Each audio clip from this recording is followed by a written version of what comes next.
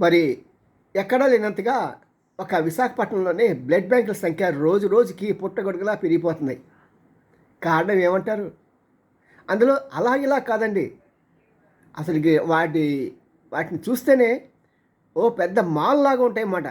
వాళ్ళ షోకు, వాళ్ళ యొక్క ఇంటీరియర్ డెకరేషన్ గానీ, వాళ్ళ ఫ్రంట్ ఆఫీస్ గానీ, ఆ లోపల కూడా టోటల్లీ ఏసీ ఉన్న సంస్థలండి.